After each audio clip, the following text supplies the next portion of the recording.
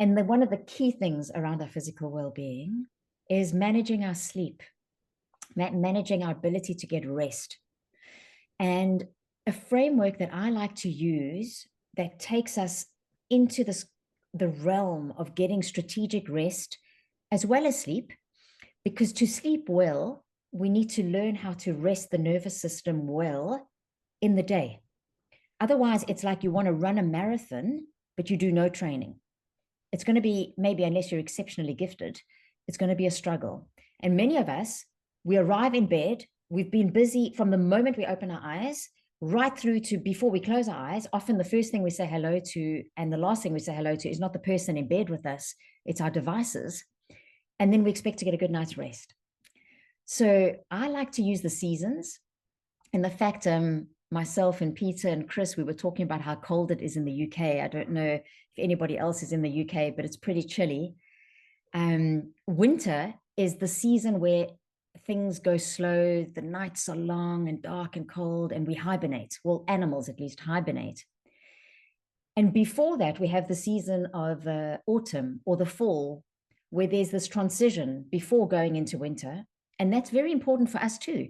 What is your transition before you get into bed and you want to put your head on the pillow and hibernate, so to speak?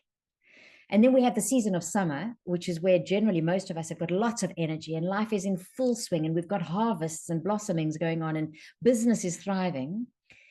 And even in that season, there are ways to incorporate micro strategic rests so that you do your best work. And I'm going to share some of those. And then there's spring, right? So spring is the start of your day. When you wake up in the morning, how do you start your day? So let's start at the beginning. When you woke up this morning, I'm curious, what happened in the hour after your alarm went off, or maybe the neighbor woke you up, or the kids, or your partner? How did you engage with yourself and the world? Did you check in with yourself? Because a lot of us are checking in with our phones while we're actually still in bed. We haven't even gone to the toilet. And by doing that, we don't give ourselves a chance to connect with how we honestly feel. You could wake up feeling fantastic, but you see a message or you see some news, and then that shifts how you show up, especially as a leader in business. And that can be draining because then we are not in our integrity or authentic way of being. And once we start our day as leaders, there'll be lots of fires for us to put out, and we will need to wear masks, of course, and show up in a certain way. But that moment when you wake up in the morning is incredibly precious. The neuroscience shows and tells us that a sleeping brain doesn't just wake up like a light switch. It takes time, a bit like the sunrise. So this morning, I was actually fortunate to watch the sunrise because there were no clouds where I live. And I got up early enough and I chose to sit down and watch it. And it slowly came up the horizon. And when you wake up, your brain has been in a very different place to where it is now.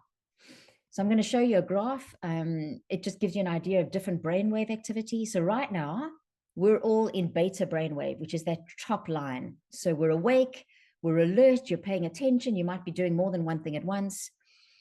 However, when you were sleeping last night, you were right at the bottom, delta brainwave. You were having dreams. Those are really important.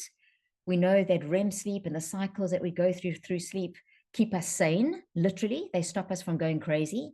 That's why sleep deprivation is often used as a form of torture. And it reconciles our memory and it helps with emotional regulation, and all kinds of healing takes place when you sleep. In fact, we are very, very busy when we sleep. It's not a waste of time. I used to feel that in the past until I really understood the gift that sleep brings us. And when you're waking up, just like the sun is rising above the horizon, you're in between what we call alpha, from theta to beta brainwave. And that alpha brainwave is the most creative space that we can be in.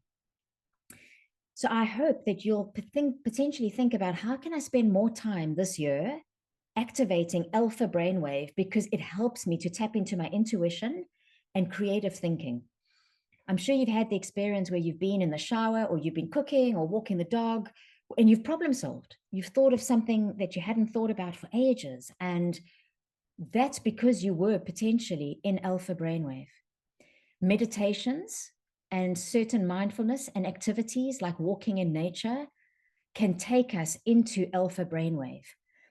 And a lot of gurus in the well-being trends are saying that this coming decade of well-being, so the next few years, is all about frequency medicine.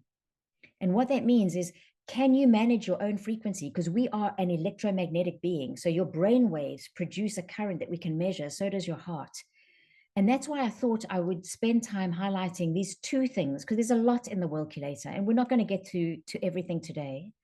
But if you leave with curiosity around how can I harness my brain better and my heart, knowing that I can shift my frequency, and that can help me produce better chemistry so I show up better as a leader and I reduce the impact of stress.